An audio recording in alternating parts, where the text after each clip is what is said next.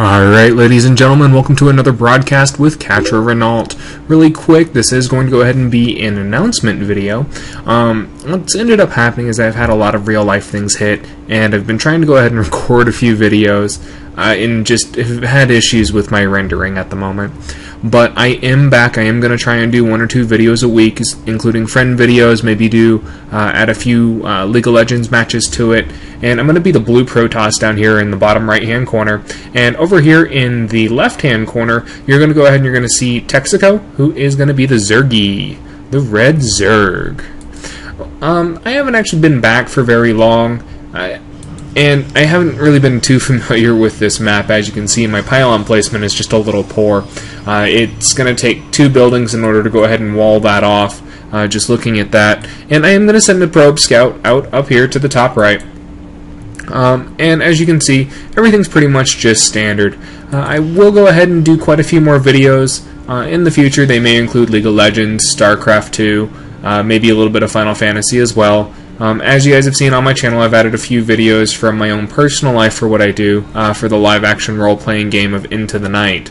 That is a vampire LARP, and what I do there is I have a lot of fun trying to create a little bit of anarchy and chaos. Unfortunately, I was actually fairly ill, so I was not able to take part of the NVIDIA casting. I would have really loved to be able to do that, meet all the favorite casters that I like, Day9, Husky, HD. It would have been really awesome in order to go ahead and get out there. As you can see, the drone came in a little late, and because of the timing of the drone, I'm actually going to presume that he's going to be up here in the top left-hand corner. Unfortunately, he is going to be down here in the bottom left, and that leaves me fairly vulnerable because I'm not going to really see what he has. He does try and get another drone up into my base, and unfortunately the drone is blocked by the gateway, and it slowly starts to be eaten by the probe. Nom nom nom nom nom. He does actually manage to control his drone and get his drone out by clicking on a mineral patch, so the drone just passes through every single unit. Again, my macro and micro here are not going to be the best. I've been away from StarCraft for quite some time at the present, and I am going to go ahead and scout the bottom left-hand corner in order to see what I can pick up. As you can see, he is going to have an Overlord that's right here. It's going to get a really good scout off, and there's not going to be much that I can do about it. I accidentally threw down a second gateway, and he may be thinking that I'm going just, a fast zealot push, but I only have 1 gas at the moment. I kind of wanted to do something a little cheesy, but at this time I really couldn't because I did mess up my build. And I bring my little probe in here and I start zapping the drone that's really low on health, and as you can see, the drone gets away with 1 hit point, and my probe is desperately trying to go ahead and kill it.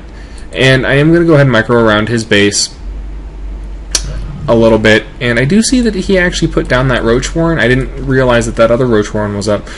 And I'm just going to check his natural expansion, which I thought was here, and then all of a sudden I'm going, wait a minute, his natural's not there, his natural's right here. And I do scout that out, and I'm thinking to myself, well, he's gone for this 2-base expand play. I might be able to put a late 4 gate and put a lot of pressure on him. As you can see, my chrono boost is insanely high on my Nexus.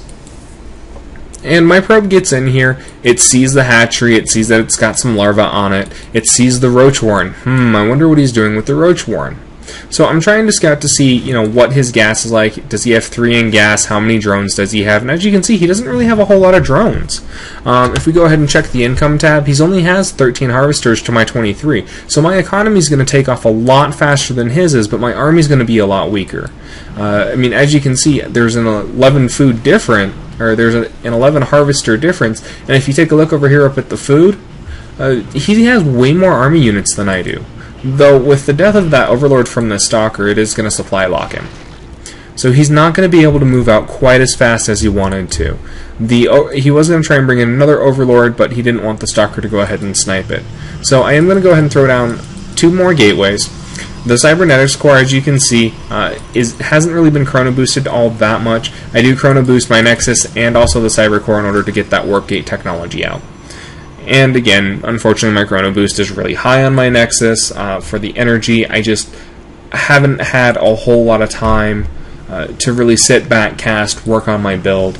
I have caught up on a lot of my other videos, though.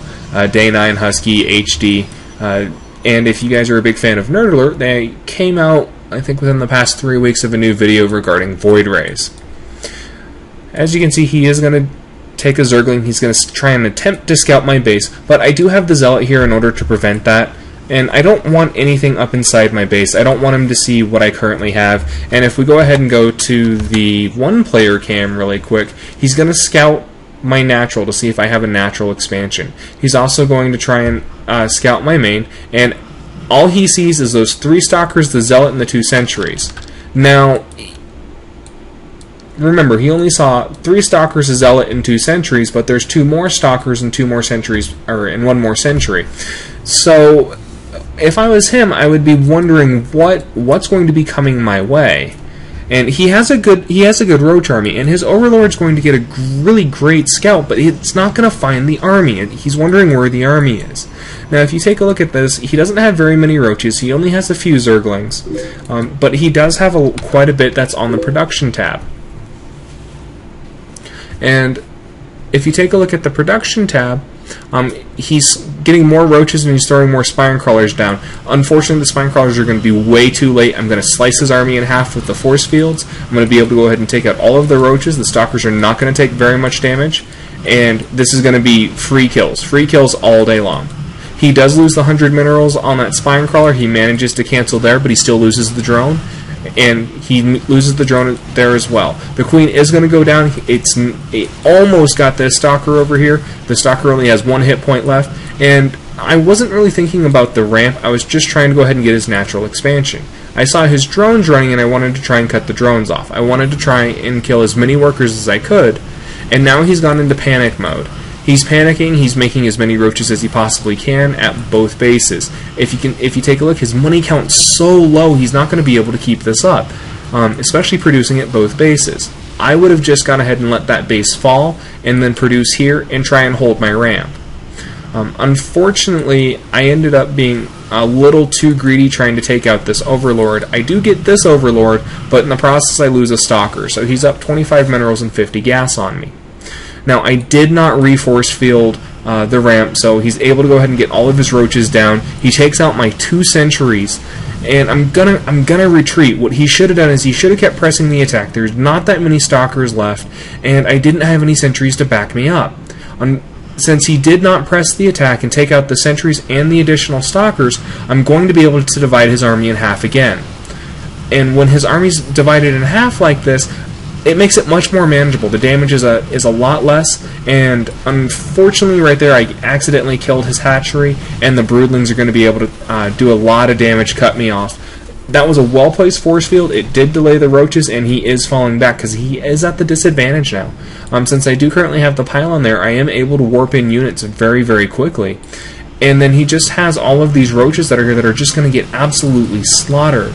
There was a pivotal point to where he could have won, and he doesn't even GG out. He does just go ahead and leave right there.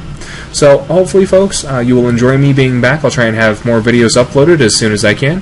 Thank you very much for joining in, and have a wonderful night.